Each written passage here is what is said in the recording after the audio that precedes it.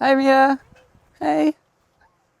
Here you can really see the area. So we have the factory and then you have this land where there will be the village of the 120 houses.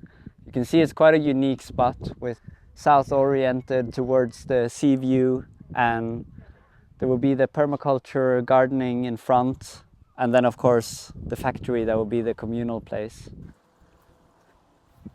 So this is Christian's just like hangout spot now, but we used to use it as an office with a sea view.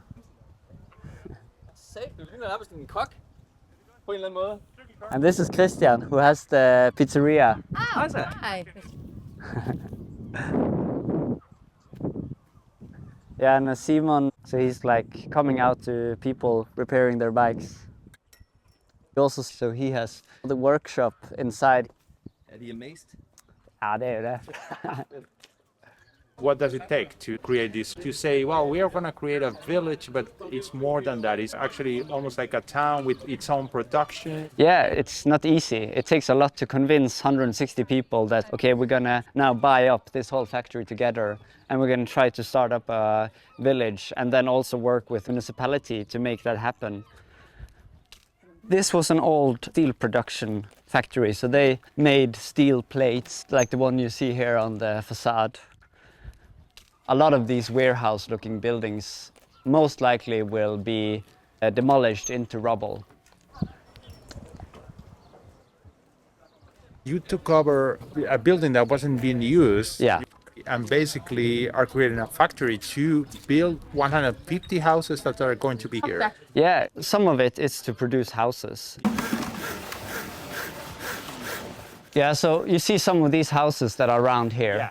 Yeah. They are houses that they want to move up on the land when that's approved.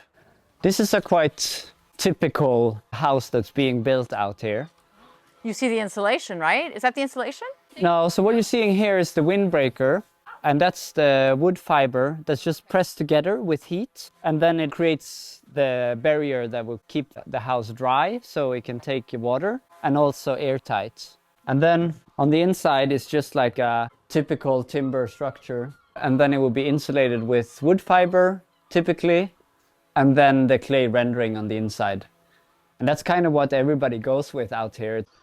And then you also see this sort of split wood, would you call it? That often I'm seeing in a lot of the houses. Yeah, it's just the cheapest wood that you can get, basically. It's a second grade wood from the local sawmill.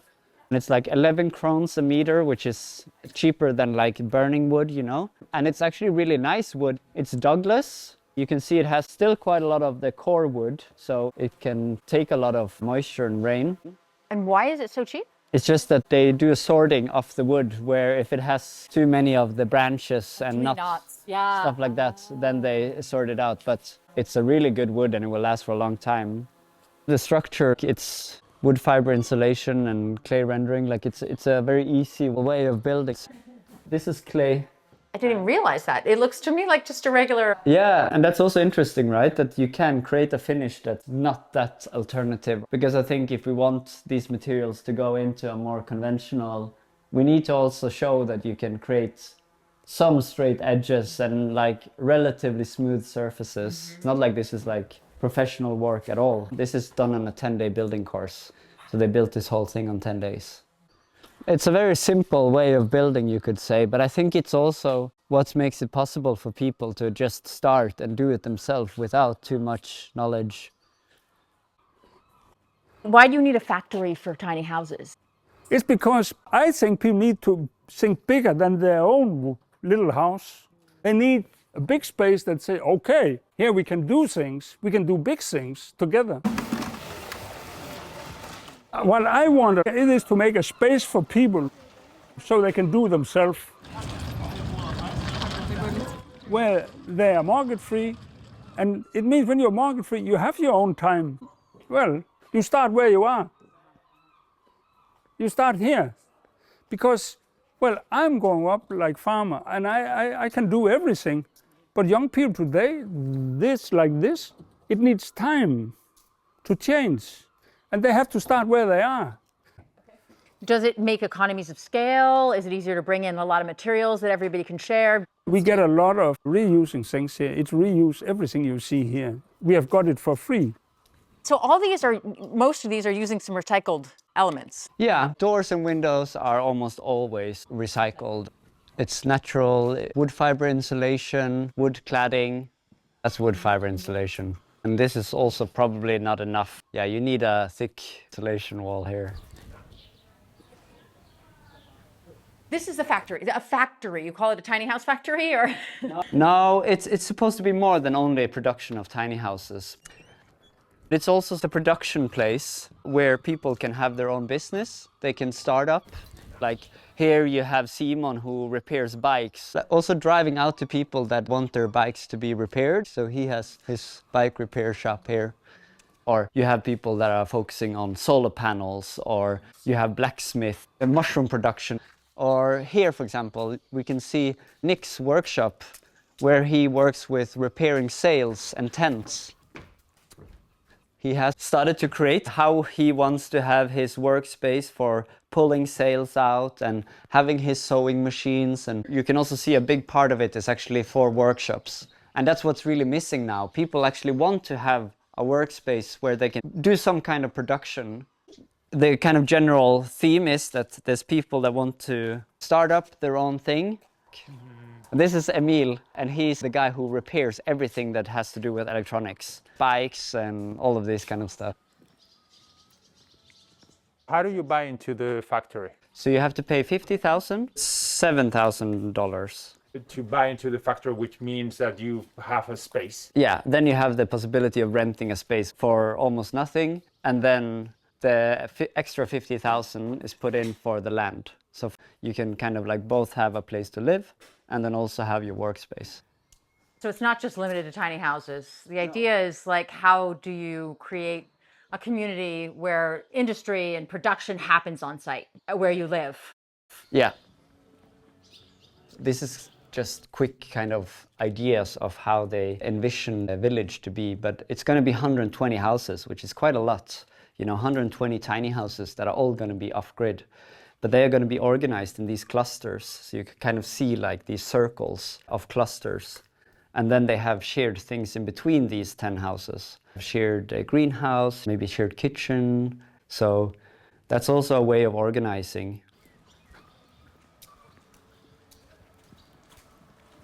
They have this big greenhouse in here. In there they grow vegetables for local restaurants. It's not finished yet, but there's a basin in here and they will have fish there. So in that way it's like a fish farm, but then all the fertilizing from the fish can then be used for the plants. So in that way it's like a closed system. It's what's called aquaponics. And then they also have a composting system next door. But so this whole container is filled with compost, and then there's pipes running in there that go into the greenhouse. So then it heats up the greenhouse with compost. So in that way it also gets heat. So it's water that's going through the pipes. Yeah, going through the pipes and then going into these basins. And then in that way it heats up. So it's kind of just a very simple compost hot water. Exactly, yeah. We wanted to build a house, and instead of just building a normal traditional tiny house, we wanted to create an auditorium. So the crazy shape is kind of coming from that. It works as an auditorium. Oh, wow. Yeah. It's bigger than it even looks outside. Yeah. Oh, so it's like a theater. Yeah, it's kind of like a lecturing hall or a theater, yeah. And material is? Yeah, plastered with clay and then what's that, linen insulation, and then a simple timber structure. And then we tried something on the outside that's a little bit new, or it's not new, but having no roof overhang and a clay plaster, and then using silica, if you know what that is, like water glass. So it's basically window or glass that is becoming liquid. And then when you paint it on, it crystallizes, and then it becomes really hard. So this is like super, super hard. And then it can still be diffusion open, so humidity can go through, but it's water repellent, so it can take water. That was just like an experiment we did. And here you can also see actually these tiny houses, they're of course limited by the width of transport. So everybody, all the houses are kind of this width. But then here they put two houses together, and that's something that we also work with. And it doesn't look like a tiny house anymore. No, exactly. So you don't really have tiny houses on wheels here. No, and that's also because we kind of figured out that it doesn't make any sense to put them on wheels. It's actually creating a lot of limitations in terms of width and height and balance, and you need to maintain the trailer, and it's not that expensive to get a crane to come and lift it up and place it on some pile foundation. And so they're all so different. I mean, it's not that you're building a factory to build the same house. This is the idea of to build. We want to build many things. This house, well, it's reused material. It has costed him indirectly in cash about $5. $5. Yeah, The materials. yeah. Because well, there's so many materials that is put out today, you just have to take it up. This house, it should be a music studio or something like that. Yeah.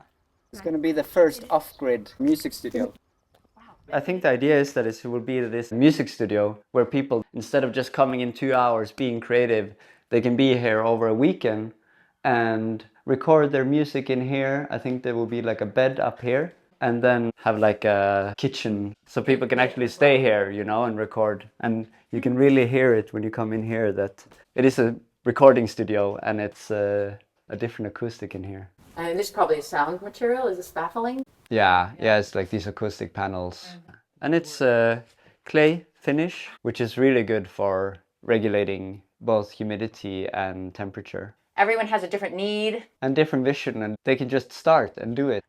And because there's not a big barrier to entry, I mean, the cost is, you're saying renting space to build this is... The house to stay here, it costs about $1 per square meter per month to have it standing here. So are these houses that have been built and then they're just waiting? And they're waiting to go out on the land for our village. In that direction, we can make the off-grid village. So the idea is connected to this factory. Yeah, and up there you have a very cheap living space. And if you have a cheap living space, it's much easier to make your own enterprise because you do not need a big income. Yeah, and it will also create a local economy because you have people that then will collaborate between each other. They will spend their time here, you know. They will actually create then a neighborhood here where you're both living and working.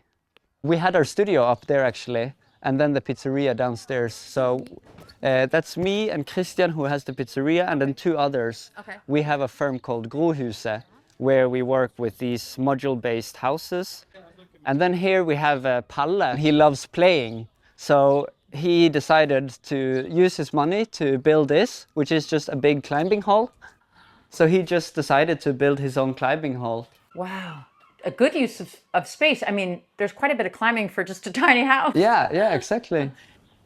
And then it's kind of like a place where different people from everywhere come here and climb. You can borrow shoes, and then it's like communal activity in that way.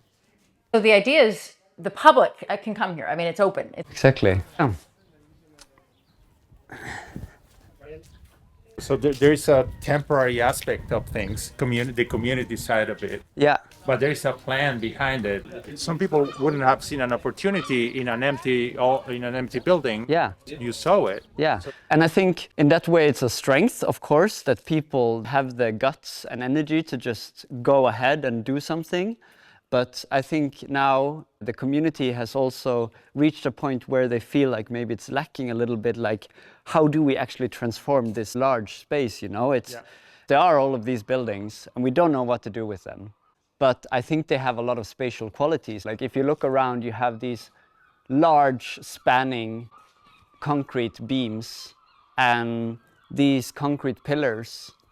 And they really create a lot of opportunities as an architect of how to actually divide this space. You have a large open space. You can do so much in here.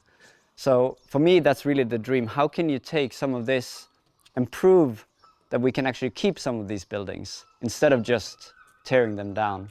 Especially in a place like this area, for a few months of the year, maybe being enclosed is going to be an advantage? Yeah, for sure. We built our house in here actually, and to be in dry weather when it's crazy rain and crazy wind, it's really important actually. In here it's still frost-free, so in the winter you can actually work around here, and then you would have more insulated workspaces. Hi Sven. This is the local blacksmith. You were working at another location before, or you just started this here? I mean, I come from Odense, where I have a little workshop. But I didn't have any friends, I didn't have any playmates. Then I found out about this place and these guys.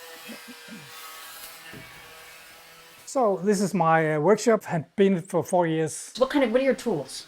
My main tools, that's my anvils, my hammers. I got lots of hammers down here. This is a more traditional hammer for old school blacksmithing. But for years and years and years, I worked with making historical armor. This is a recreation of Henry VIII's foot combat armor. But right now I'm working on a folding knife. It's very detailed. I never made one before, but I made other knives like this one, the other one here, and it's my own design. I think this is a really good testament to people just doing some things, you know? It's like Sven really is passionate about this and he has a workspace and then he's doing it. The important thing is to have a thought and then act on it. Yeah. So one thing that's also quite unique, the supermarkets, the local supermarkets, they donate the leftover food here. So we come and pick it up. That's all the food that gets just thrown out right now. And then instead of going in a dumpster and have to clean it, it comes here. So I think it's like multiple fridges here just filled with all kinds of veggies and stuff. It's quite shocking to see how much food, you know, because you really get like an idea of just 2 supermarkets throw out so much food every week. And it's a lot of food that's fine. Solveig, she makes food with this. She makes all the communal lunches and dinners. So every week it's lunch here and dinner. It's for people who are members who have. Yeah, it can be both members, but also people from the local area. And then they pay 25 crowns, which is nothing for a dinner. A few dollars? Yeah. And then Solveig cooks everything using this food that otherwise would just be thrown out. With such a big project, it's also hard when it's so big because it's so many things to do. In that way, it's also challenging, of course. So here you see the factory with a 10,000 square meter. And then up here, you see the habitation part. So all of this land that you see here will be made for the 120 houses. The rest of the plot will be for permaculture and growing our own food. So you have Grobund all the way in the south here. And you see the red is marking out all the forests. And this area is really characterized by a lot of forests. There's a lot of trees that end up in the shadow of the other trees. And these trees that end up in the shadow, they get thinned out and burned. So I thought it was really interesting to look into, okay, how can we work with some of these trees that are right now not being used? So you can see they have a smaller diameter, and that's of course because they end up in the shadow, and they have a very dense outer core, and then very porous inner core because they grow very fast to start with, trying to stretch for the light. And then they end up in the shadow and grow very slowly. And then everywhere in this area you have these large gravel pits where they dig out for mainly sand and gravel. And then they use these sand washers to wash out the clay from the sand. And that leaves this rest product, which is clay and silt. And that's what you see here. So this is rammed earth, a wall. So it will be rammed earth in the bottom here, and then it will be these round wood at the top that will kind of create these large fire sections throughout the whole factory. And you can kind of see these fire section walls in the renders. And these fire sections, they will also create a lot of opportunity actually, and they can actually create some different zones. So here I've been working with creating one zone towards the east facade, where you would have all of these workshops and offices, towards like more the public, where you could have shops. You would still have the open production hall where people can build tiny houses and larger structures. And then you would have this wood workshop in the middle surrounding all of these rough workshops. And then the last zone, you could say, is these fine maker space. And that's for spaces that don't make a lot of sound and don't make a lot of dust.